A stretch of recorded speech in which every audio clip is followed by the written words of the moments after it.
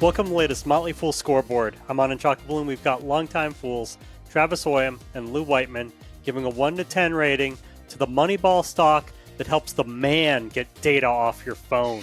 Cellebrite, ticker symbol CLBT. Talk about the business first, including factors like industry and competition. A 10 is invincible. A 1 is hopeless. Travis is at a 7. Lou, you're at an 8. Yeah, no, you said it right. Help the man get the stuff off your phone. Military-grade digital hacking tools on it. What's not to like, right? Cellebrite, all kidding aside, has spent the last 25 years developing some really impressive technology. They are the go-to name in digital forensics for law enforcement, basically offering a platform that allows law enforcement agencies and private enterprises to crack encrypted systems, track investigations from start to close. There's a real need for this. There's a digital element in about 90% of criminal investigations today. Getting on the phone is just an essential part of the business, and they are the ones who can do this. It loses a few points for me because of the potential for controversy. The issues that come with being a foreign company doing business to the U.S. government also sort of scare me a bit, but it's a much needed platform, and they are the go-to vendor. So it's a solid 8. Yeah, and I went with 7, so just a little bit lower. But I think, this is a needed service. It's also becoming much more of a platform, which I think, is going to be advantageous for them going forward. They got all the back library so that they can hack into your, iPhone 6 and your iPhone 16. So that's going to be valuable for them going forward. Yeah, a little bit, you may just decide this isn't an area that I want to invest in. That's totally fine. But as far as a needed business that's growing and is going to become much more complicated and harder for competitors to get into, they're in a good spot. It's out of Israel. Lou mentioned it's a foreign company. I also don't get, any show I watch, you just need the person's birthday and they just boom, boom, one try. Yeah. But I guess it's getting more complicated with AI and everything. Management, a 10 is Warren Buffett, a 1 is Homer Simpson. This is lower. Travis is at a 4 and Lou's at a 5. Probably for the same reason. We both don't know what to score. As of right now, we have an interim CEO, Thomas Hogan, who is a HP veteran, a venture capitalist, a really smart guy, but he is the interim CEO. We replaced Yossi Carmel, who had been with the company 20 years. And I think in theory, this makes sense. Founders, a lot of times, might be the perfect person to get you so far. But as you know, they're recently a public company. They're trying to chart global growth. It is sort of a different skill set needed.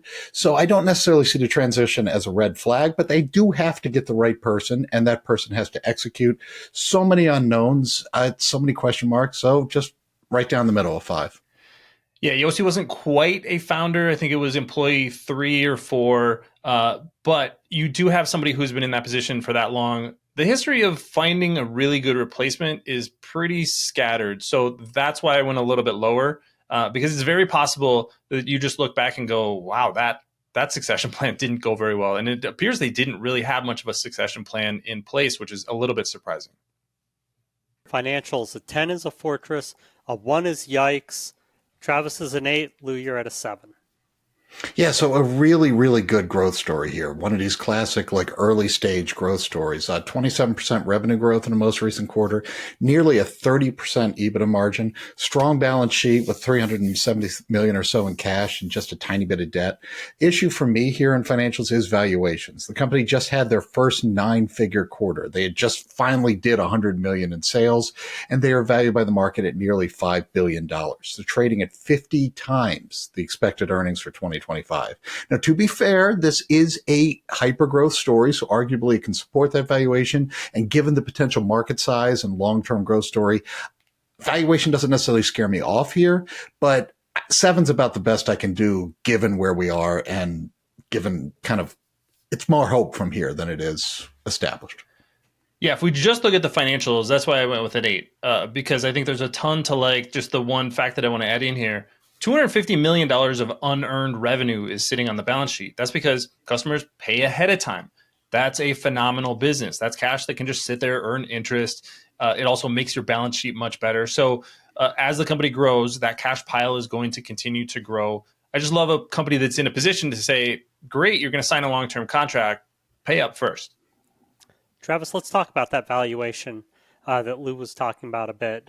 How well will Cellebrite's stock do over the next 5 years? And how safe is it? Keeping in mind a 10 is a sure thing, a 1 is a lottery ticket. Yeah, I went pretty low here, and it's for the reason that Lou talked about. I said 0 to 5% with a safety score of 5. And the simple reason is this is like a lot of companies in this space where you're going to have, yes, a lot of growth, double-digit growth, I think, for the foreseeable future, but you're paying for that growth ahead of time. I think the price to sales multiple is a little over 11. That's a pretty high multiple to pay. Price to earnings multiple as we're recording 57. So you're paying for a lot of the potential growth in the future. That's what makes me a little bit nervous. If we do have some sort of pullback in the market, that those numbers could go negative pretty quickly from a return standpoint, just based on valuation. Yeah, no, that is fair. And to kind of go backwards, my safety score is only a 4 because there is some element of a lottery ticket here, kind of Travis's point. I am more bullish, though. I said 15% plus, and here's my thought. There's no real comparable to look at here, but Axon Enterprises at least kind of rhymes, right? In some way, they can be a competitor, so maybe this should be working against my projection, but it feels like these two can coexist. They're selling to the same customers with the same sort of tech upgrades, and they are sort of a template of how a company serving this captive marketplace can sustain a premium valuation as it grows. So I know they are different companies, and I know it's dangerous to just apply Axon's valuation to Cellebrite, but I at least think that looking at that and looking at the growth potential and their ability to grow into the current valuation and kind of continue that forward, I do think this is potentially a 15% plus performer here. And I'm kind of optimistic they're going to get there. I don't know. That comparison worked really well when I had Under Armour instead of Nike. Yeah, no, very fair point. There's the danger, right? Yeah. But it's intriguing. Let's talk about Top It. Travis, is there a company in Cellebrite space that you like better?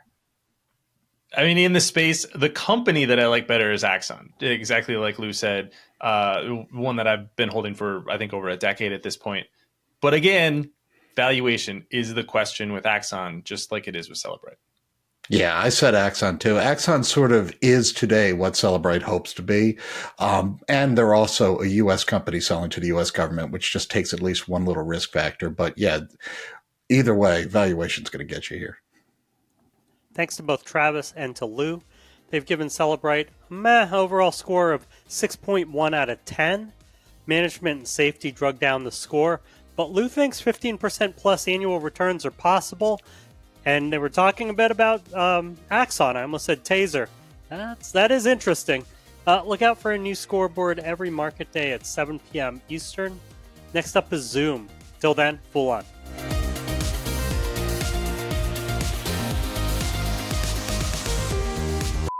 But yeah, I love the outtake. The outtake is the best feature in it.